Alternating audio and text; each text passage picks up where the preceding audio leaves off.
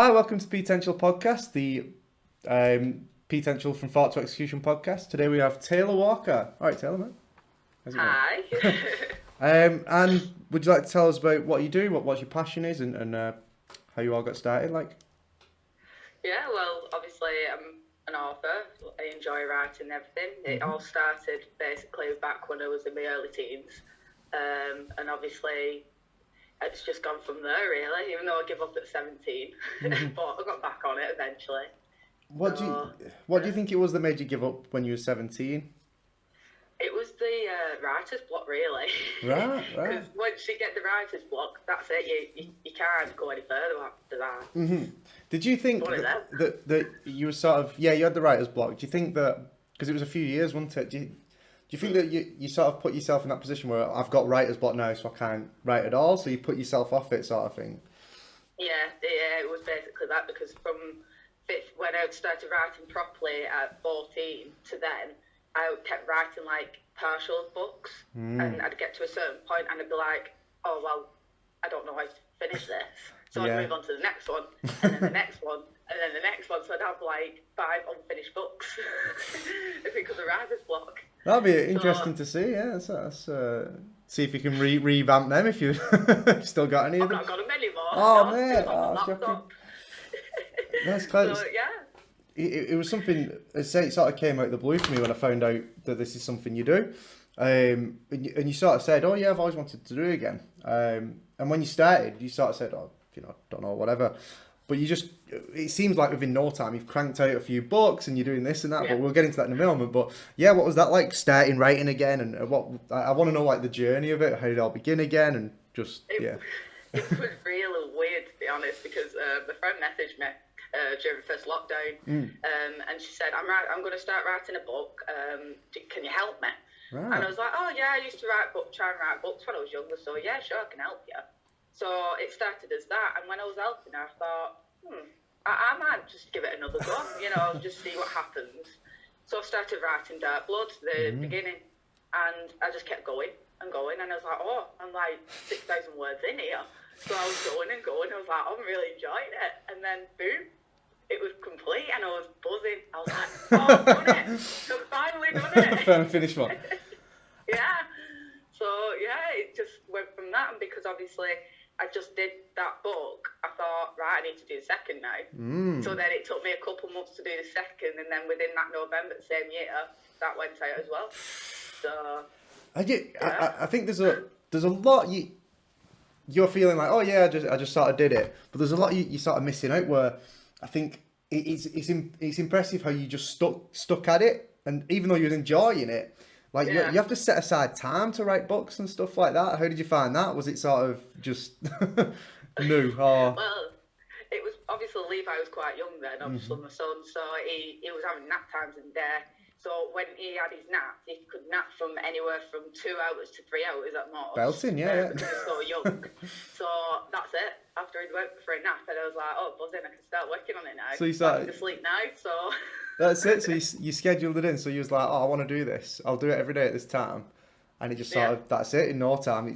I did the same thing with mine. It was every day on the train, 30 minutes, just this, that. And night time. Yeah, good effort. Yeah. Good effort. No, it's one thing for a lot of people to write a book in it, to be fair, because it takes a lot to say, right, I'm writing this for me. It can be it can be anything, you know what I mean? It can be pap, basically. But for you to say, you know what, I've enjoyed writing it. What was the process where you said, I'm going to actually release this? I'm going to see myself as an author and do it, because that takes a lot of confidence, a lot of courage. I was very, very, very iffy about it, because even though I wrote it, I was showing people for like beta readers, like friends and like my half sister and so on, and they were saying, oh, it's really good, you need to get it out there. And I was like, right, I'll do it. But the more that I kept reading through it myself, and when it was being edited, I was like, I'm a bit unsure, but I just literally bit the bullet and just thought, right, it's going out there. So yeah, that's and then when it was published, then it was quite crazy how many people bought it. So too right. Yeah, I was proud. Oh, you should be, definitely should be. I mean, it's a big thing for me to see how far you've come, and like even just that, to be able to publish it, but even what's even more important, which I think we need to press on, is like, you didn't think it was perfect, but you still was like, I'll release it, you know, I'll just send it out there, like. No one. So what I've learned is basically, if with a book, when you're writing it, you can go over it and edit it, and you're never going to be happy with it. And you're going to keep editing it to the point where you could not like it. You know what I mean? So you need to kind of tell yourself when to stop, because I must have gone through it hundreds of times and added stuff in, took stuff out, and I was just like, right, if the people who's reading it are happy, then I'm happy. It's not about me, it's about the readers. So if they're enjoying it, I'm happy with that. Well, that's it. That's important, because you enjoy the process, but you're also thinking about other people as well, which I think is important. Yeah, because then you're like, well, you know, it doesn't. I don't always have to be the be all end all. It can be if they're happy with it, then that'll do. You know, that's a good way of looking at things. Like, I think that is a big thing. A lot of people, like, even we're recording this, I'm using my laptop camera and it's not very good. So people will say, well, you need this £1,000 camera, 2,000, whatever. I'm like, you need a studio, you need all. I'm like, no, you don't. You don't need all that to get started. Like, you know, maybe if you get, you know, well off and whatever in the future, upgrade. But yeah, don't limit yourself just on what other people think about your lines. It's definitely not the way to go. Exactly. And to be honest, I was writing my books on my phone with Microsoft Word. So that's how I did it, and I did it all from my phone. And it's only recently that I've upgraded to a tablet. So I've got myself a Samsung tablet to link all my books from OneDrive to that. So now I'm working on my tablet. It's probably a way smarter way of doing it. I did it hard and like writing it out bit by bit and then tap it up. Exactly. It's a lot better on tablet. Trying to tap it up. Class. So yeah, you did that. You released the first one. All this stuff happens. Like people start buying your books. Like, just belting. You know what I mean?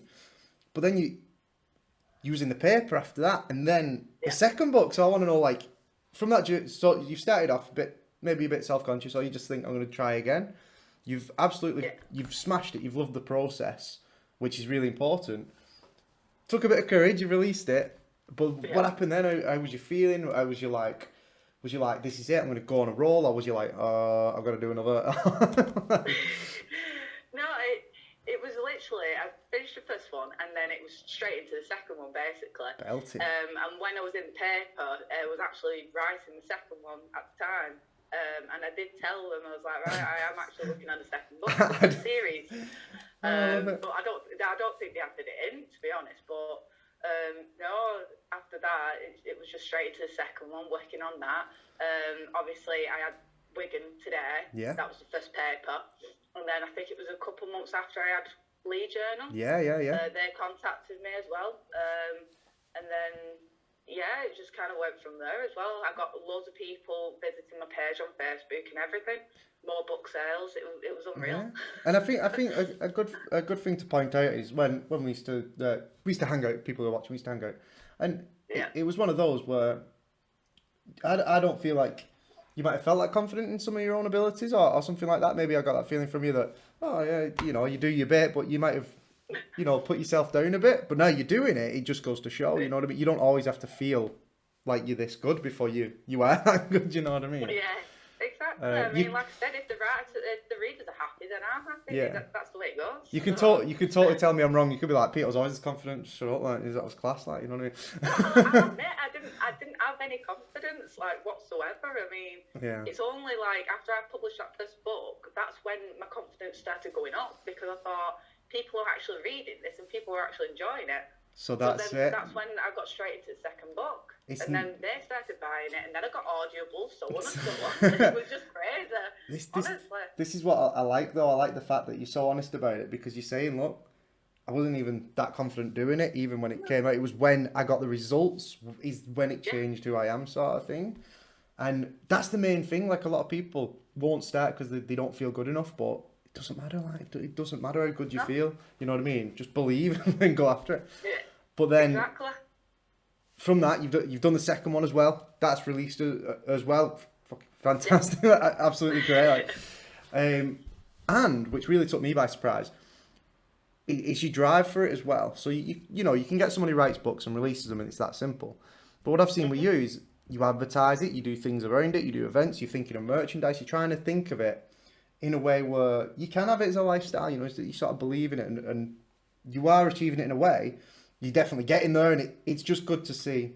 What is it you think about you that drives you to think of alternative routes with your own work, you know, with your own passion? Because you're not just going, I'm writing books and that's it. You're sort of saying, I'll do comics, I'll do this, or manga, sorry, or whatever. I'm not that clued up, but you're doing all these other stuff as well. What is it about? Is it just your imagination? What do you think it is? Yeah, it's all to do with imagination, because it's like people say, it's crazy how I come up with these things, because it's like I'll have no idea what to do, and then suddenly I'm like, oh, this, and then it just keeps coming out. It's weird. You know, it just happens, and it's like I'm helping someone at the moment writing their own book, and it's like they're writing all their ideas down and so on, and they said, oh, I had a dream of this, and I'm going to put it in my book. Whereas with me, I just listen to music, and I'm like, and it's like I can picture it in my head playing like a film, and I'm like, oh, that's a good idea, I'll put that in. But that's how it starts. Really, I like that. Really strange. No, that's good. Really I have it myself. If I try and say to people, you know, friends or whatever, you can say, yeah, I got a vision of doing this. They'll go, you got no chance. Do you know what I mean? But I'm thinking like 30 years in the future. I'm like, no, this could happen. I could have this, and they'll be like, no chance. It's like, oh. I think there's a great quote by Muhammad Ali, and he said some people can see further than others, so they won't be able to see what you see, so they won't believe in you. And I think that might be one thing that you've got, is sort of this imagination where you go, oh, actually, I do think this is possible, and I'm just going to do it. You don't second guess yourself. Exactly. It just, like I said, you just imagine it, put it down on paper, boom, job's a good one. I love it. Now, what I think should be interesting is, what have been the hardships of it as well? Because we're talking about how, honestly, if I was listening to this, I'd be thinking, oh, she absolutely smashed it. She came out, she wasn't that confident, but she bang. But what are the hardships of it? Of trying to do this, of trying to sustain it, of trying to whatever?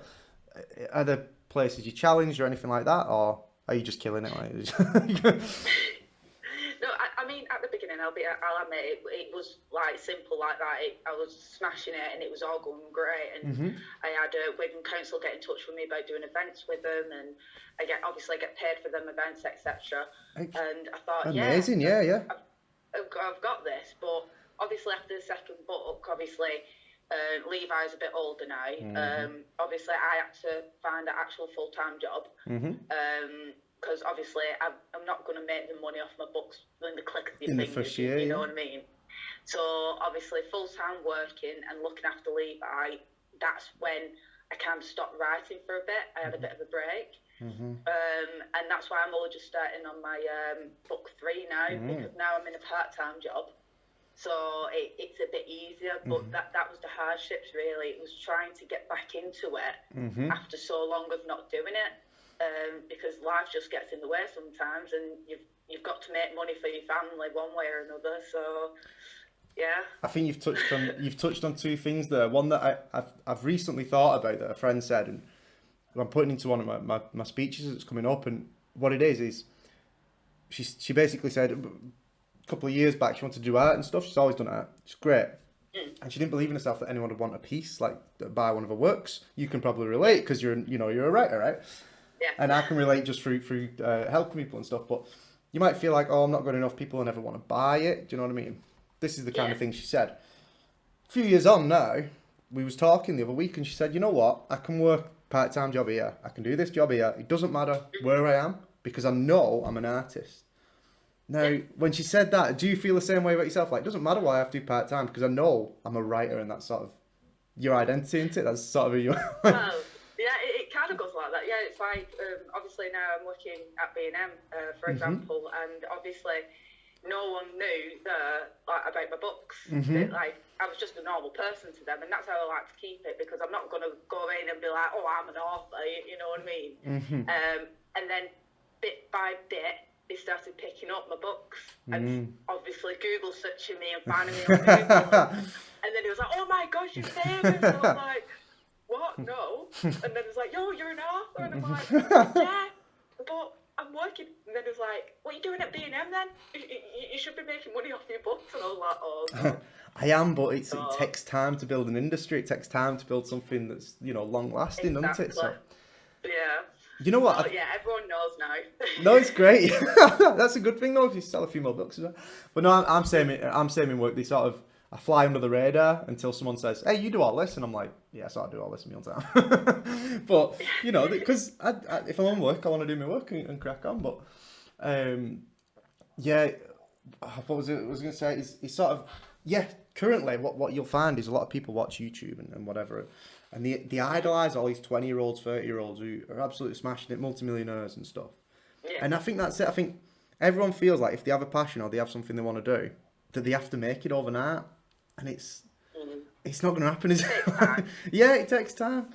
I was so blown away when you said you was doing speaking events for Wigan. I was like, oh, what? I've done a few in Manchester and stuff like that and I'm booking my own. But at the same time, to be approached for a speaking gig, no, that's another level. Do you know what I mean? Which I was like, oh, how have you done that?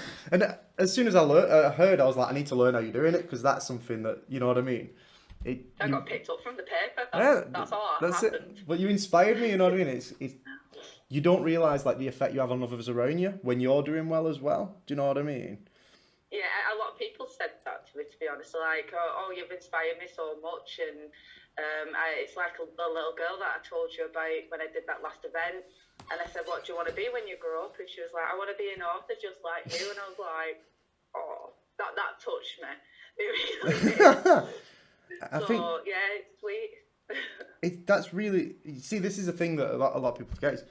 It's those moments. Now, that little girl can grow up 10 years, 20 years, and still remember that moment meeting you. Mm-hmm. Do you know what I mean? I did it. The first band I saw was a band in Calf. I was like 14. I was like, oh, I'd love to do that. A couple of years later, I was headlining gigs at Manchester and festivals in Manchester. And I was like, oh, wait a minute. But I still remembered that band.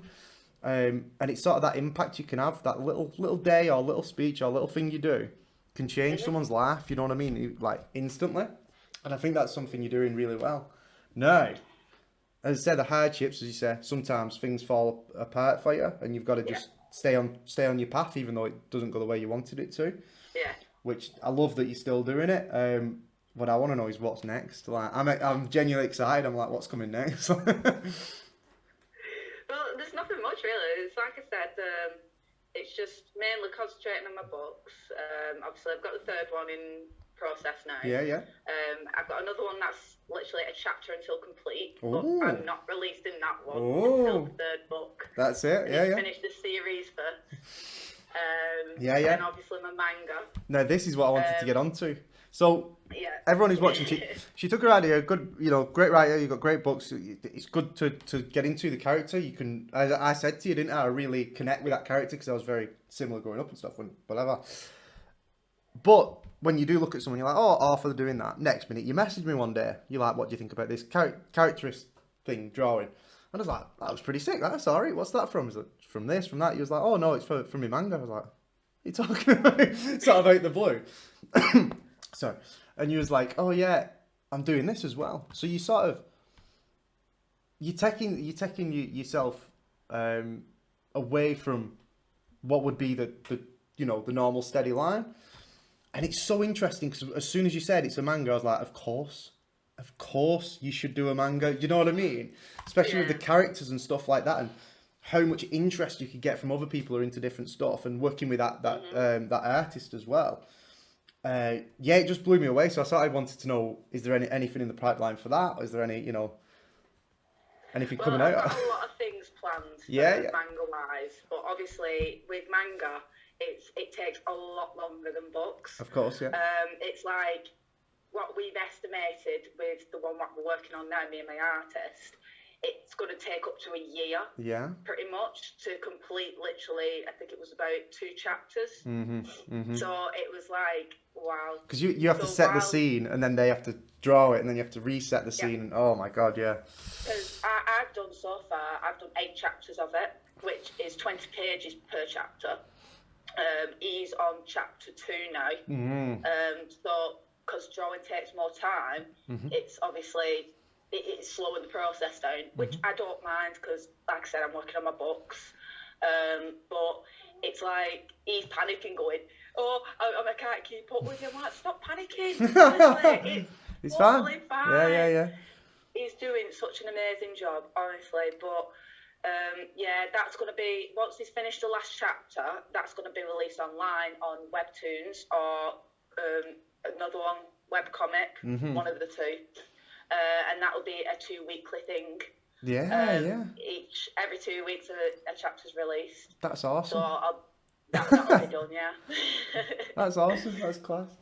I was thinking, because I say myself, I want to do speaking events and stuff like that, but I need, obviously not just me, I'd like to have people like along, so I think that'd be cool, like you could have your own little desk, be like, oh, these are my books, these are my mangas, come and do like a thing presentation.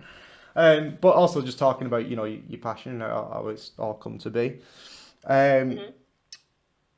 Is there anything that you think you could, you know, people at home struggle trying to start, or just they have limitations or whatever? Is there anything you want to say to people at home, or any sort of advice, or? All I can say is just, if you've got an idea, go with it. Like, even if you do not so good at the first time, like I did, keep going. I know I give up, but I've learnt now, even though it gets hard sometimes, don't give up. So definitely keep going, because I regret giving up when I was 17. That's it. Really Yeah. regret it. 100%. You've sort of reconnected something with me though that I might try out later. I might give it a go. Something I was like, oh, I'll put that off for a while. I might give that a go as well. Yeah. It's a good point, because as I said, them few years where you didn't do it, it's just, that's sort of something you can always look back on then. So even if it gets a bit hard, you can say, well, at least I'm not giving up. Like, at least I know that I can do it and stuff like that. Exactly. And exactly, because it was a long break in between from 17 to 24, and I could have done it before then, and, you know, got the snap like I did this time, and gone, right, I want to carry on. So 100%. Yeah, at least I'm on that track now. Yeah, definitely. So I've talked to you about how, like, cause I like business stuff, and I'm like, oh, we do this, I was thinking about, like, as you say, you want to inspire people to write, and you give me that quote the other day that was fantastic. I'll put it on the link. I'll link it below. I was thinking like a journal, as said to you. So people who want to be writers, you could release your own little branded, you know, this is a writer's journal for you, and you could even have your own little steps in there, like this is, you know, you've had a day off or whatever, and just sort of inspire people that way as well. What do you reckon? You can just tell me no, that sounds awful. Well, no, it's a good idea, but it's like what I've learned through writing is everybody's different. So let's say somebody wants to become a writer and someone wants to do a book. Everybody does it differently. Like with me, I'm known as a plantser, which is a plot, but like literally just go with it. So I could do some bullet points and be like, right, I'm gonna do this bit, I'm going to do that bit, and then I'm going to do this. But it's all very vague, and then the rest of it's from the top of my head. Whereas some people have to plan, but there's pros and cons to both that, being a pantser, being a plotter, and all the rest of it. It's different, because it's like I don't really plan. So when someone comes to me and says, oh, I'm planning for my book, I'm like, you can plan in your own way, but I can't give you advice on that, because I vaguely plan. I mean, I'll give you examples from book 1 and 2, what I did, but that's all I can do. But yeah, everybody writes differently, so it's not like I can do steps like, oh, you have to do this, you need to do that. Yeah, that's fine, yeah. That's perfect, yeah. Because when it comes to content, I'm sort of similar. I can do, maybe I'm doing a session, a whiteboard session, or filming stuff, and I can write bullet points down, or things I want to target, or like today, I'll have an end goal in mind, and mine is what you said. Think about the people at home, think about the people watching, and what would they want to know. And then other days when I'm writing a news or whatever, a newsletter, I'm thinking about every word I'm putting in. I'm like, right, what does that mean? What does that affect? You know what I mean? And it's sort of different ways of looking at things, going, that's interesting. I think it's really cool. What lessons do you think you've learned along the way? Better English. Better English, way! So studying my English, but when I was writing, I didn't realise how much I didn't know about like grammar and stuff. Oh until I yes, was yeah, writing. yeah. And that was crazy. It's like I use an app called Grammarly. Grammarly, yeah. So I'm tells me where I'm going wrong. I'm the exact same. I'm C student. First book came out full of spelling mistakes, and then the second one, everyone was like, "Get Grammarly." I was like, "Yeah, probably need that." Yeah. Spot on. It's right, isn't it? Because you just don't realise. Then you're like, "Oh, it should be that." Oh well. Maybe a Wiggin's a different language. That's what I'll say. Wiggin's a different language. Yeah. That's why it's not us. It's oh. Yeah, exactly. But yeah, that was the main thing. But, yeah. Obviously, I've learned how to promote as well and market. Even though I've not done it much at the moment, I will be doing more to it after the release of the third book. So then that can just be all put out there, like I did with the first and second. So yeah, 3 main factors. No, that's it. But this is what I like. It's interesting because you've gone from I sort of wanted to do it. I used to like doing it to okay, I'm a bit nervous. I'm going to release it. To I'm going to do this and that and different things with it. But what you've just said is I also needed to learn marketing. I need to learn how to speak when I went to this event sort of thing. You don't need to learn, but you had to do it. Do you know what I mean? And there was a lot to learn, yeah. Yeah, and this is it. But you're not like I sit down with someone who let's say they've made something and they want to sell it, and they always say, "Oh, I'm not a salesperson," and I'll say, "No, but it's not about that. You have to learn to sell because it's just communication. You need to say." This is worth this much, you know what I mean? And this is what you get out of it. And I think that's good that you're willing and you're actually taking interest in saying, I need to learn marketing. I need to actually do it and put it out there as well, you know. Because I've had people with degrees and stuff say, well, that's not good enough when I've put it out. And I've said, yeah, but if it gets what I need, then that's it. Yeah, I've not got the degree, you know what I mean? I'm doing a bit. But you learn along the way. You learn 10 times more by doing it anyway, you know, by doing and failing, and you learn so much. I think that's what makes effective people better, is that they don't care if it's wrong. As long as it's not offensive, you know. But yeah, it's not like you're all idiots or whatever. But yeah, but they don't care about if the content's a bit bad or there's mistakes, you know what I mean? The more quick to react and quick to change it sort of thing. Yeah. So this is interesting because what I've seen is you've got a passion, you've got a purpose, you're putting yourself into it, you're going after it, you're getting results, which is everything I sort of try and get people to do, is to take them from somewhere where they feel not good enough, you know, that kind of stuff, build them up, get them to the passion, and bang, let's release your passion. You're doing all this, so what is it about you that's different? Is it, what's every day like for you? I know it's hard with the kids and family and a job, but how do you feel like every day when you're working on your own thing? Or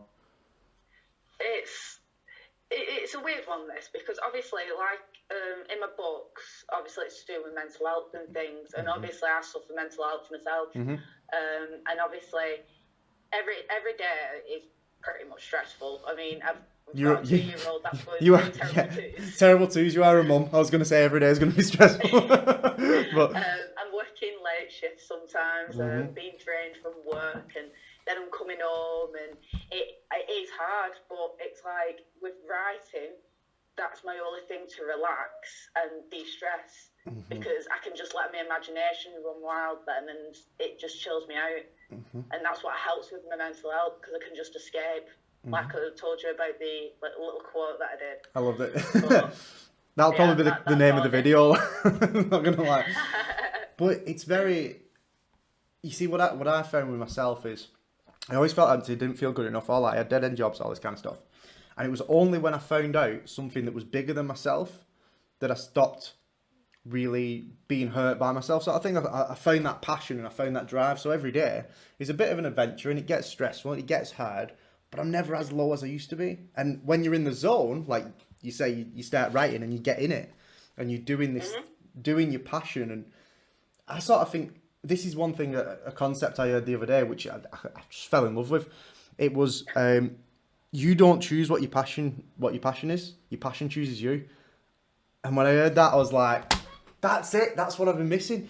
So people don't try new things. When they don't try it, they'll never find it. But if their passion's already chose them, they have to go out there and look for it.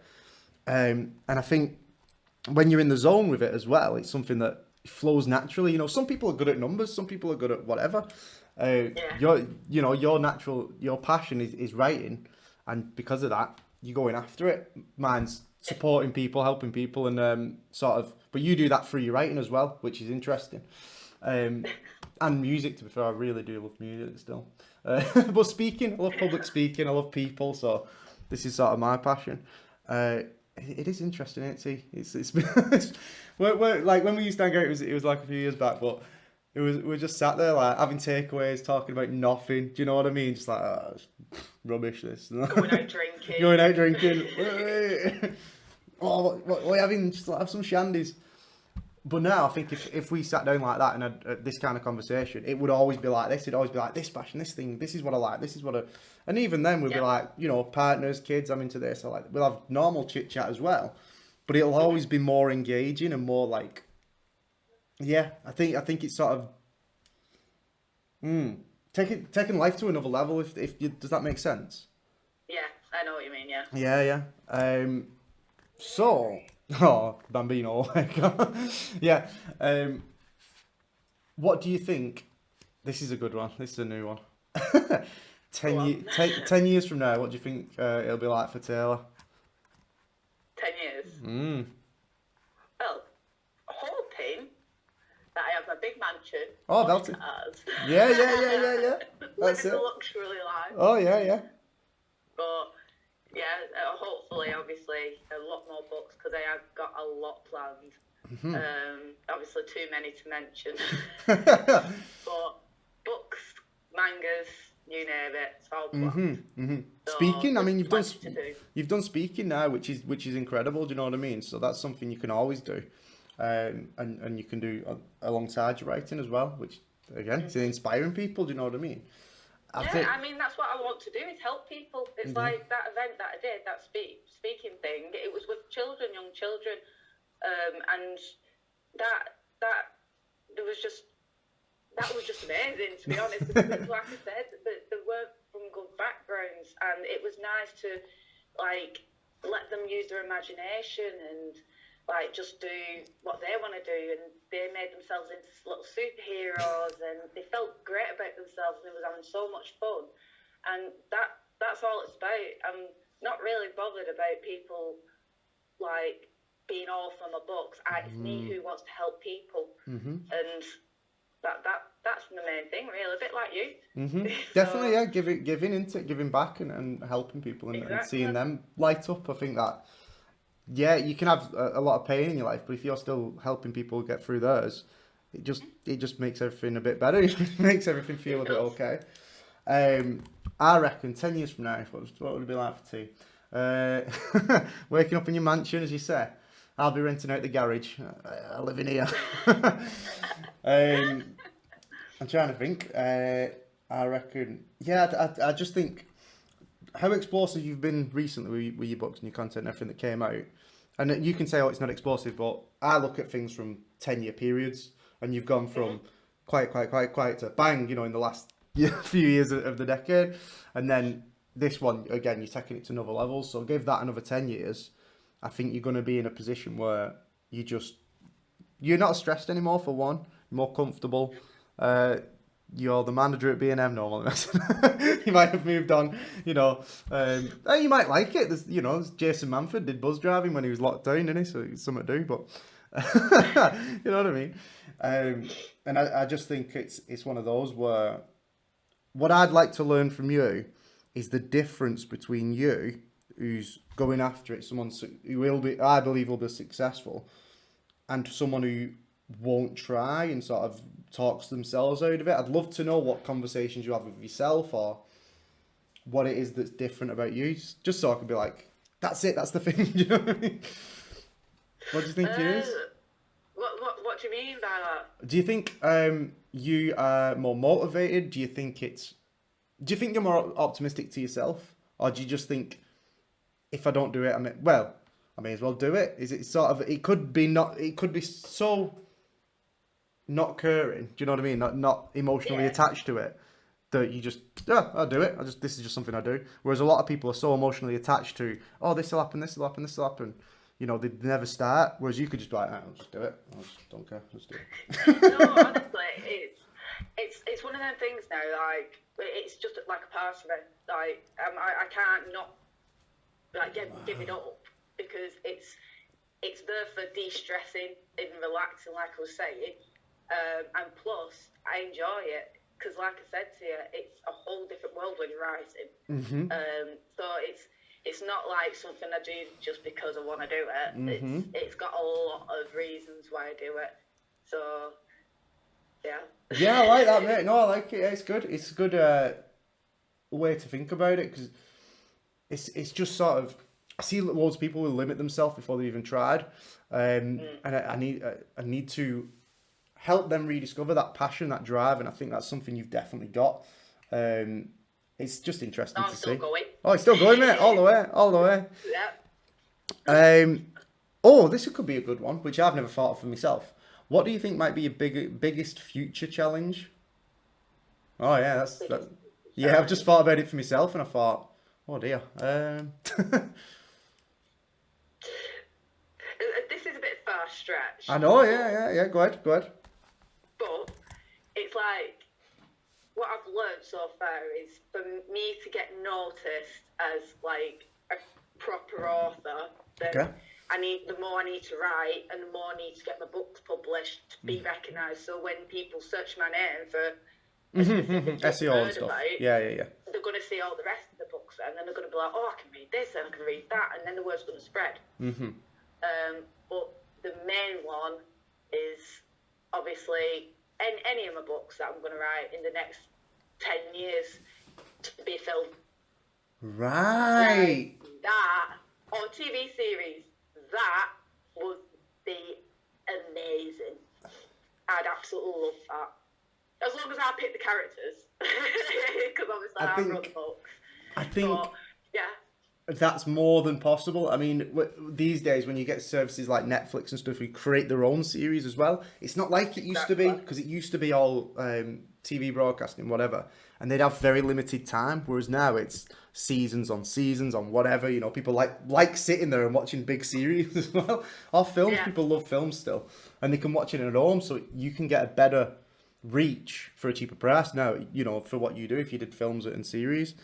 Anime as well. If you change your manga to an anime, God, limitless of what could happen from there. Well, that's a thing. Manga artists was discussing actually, because we were saying, I think it's Webtoons. They actually have, they actually scout for popular mangas to become anime. And when I actually looked, there's one on there, I can't remember the name of it, but it's a really, really big manga series. And that got picked out, I think it was last year before, and it's just recently become an anime. And it got picked out just from a normal person doing a manga comic. And then now it's a series. Do you know what you've just done, which I thought was really interesting? You've just done is you've taken what you want, sort of like, this is sort of my goal, like I'd love to release an anime, manga, TV series. And you've found examples of people in similar situations to yourself, so that you know, viably, like there's no evidence against, you know it can happen. And I think that is a big differentiation to what people like we may do to other people, because they'll just look at things and say that's way out of the realm of possibility. But what you're saying is, it happened the other day, mate. Shut up. Go after it. Like, and this is one thing I do. It's like, find success stories that fall in line with you, so that you can imitate them and find out how did they do it. Like, I think that's really interesting. Research. Yeah, that's it. Research your subject, so you know where you can go, where you can't go. And let's say one of my idols owns an island now. Would I like an island? That would be good. But no, I don't know. That'd be. No, I don't. I'm alright, me in a 2-bed house. I don't need an island. But no, it's one of those, isn't it? It's interesting to see how far you can go from where you are, and how easy it could be if you do the right little things. Put your manga here, put this there. As you said, you got onto events and this, and you got your books released just by putting them here and here, and knowing those little technique, little strategies is really interesting.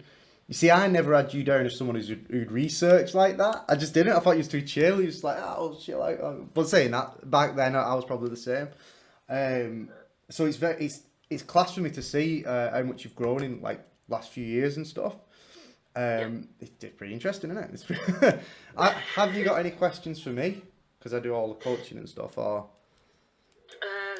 not really. No. Not really, I no. don't think I've got anything that I could possibly ask, to be honest. no questions, belted.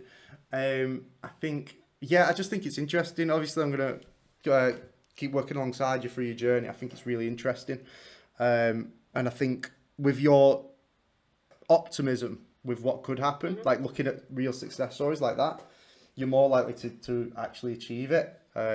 And through yourself, you're seeing it. You know what I mean? You're seeing the results. Yeah. So it's one of those.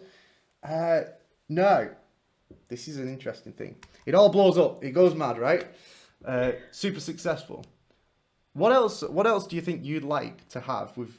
Obviously, you got your family as well. So it's like, what else would be good? Because when people speak of success, wealth, all these kind of things, there's people who'll sit at home and go, well, I don't want all that. Do you know what I mean? I just want to be me and I want to chill out. So I think wealth's like, it's about living life on your terms. So what else would be your terms? Would it be like, oh, I'd like, as you said, you like a mansion? That'd be all right if you wanted a mansion. So it's all you know what I mean? I want to see you. That'd be all right. But it's not out of the realm of possibility to think about it. But what else would make you feel like successful or happy? Well, feel happy. Do you know what I mean? Just nothing really. As long as I've got my books and my writing and everything else, and obviously I get my mansion, because that's my main thing. Excellent. I'll hook you up. for me and my family. Yeah. It's just that really, just living a comfortable life and just being able to afford things in general. I'm not saying I'm struggling now. No. Not. But it's like when you've got all that money and you've got your house, it's the certainty you can just of it. go out one day and it's like for Levi's sake as well. Getting stuff for him and things that he needs and wants, and I could just go and get it. It'd just be a comfortable, simple life. That's all I want. That's it. I'm not all up in my head. No. I don't want this, that, and over. What I love is that, you've said you want a mansion. Now that could be a lot to a lot of people. Be like, oh, that's too much. But what a lot of people will do is look at that, and they'll look at someone who's wealthy or whatever, who's done well, and they'll make that a negative thing. Well, you've got more than me, sort of thing, or you can't be a nice person if you're that rich. No, but that's what people do. They look at someone and go, they're rich, so they must be horrible and stuff. I think what's great is that the attitude of, no, I just want that for me and my family, and that'd make me feel comfortable. And it's okay to want things that other people might go, well, look at them. Who do they think they are? Do you know what I mean?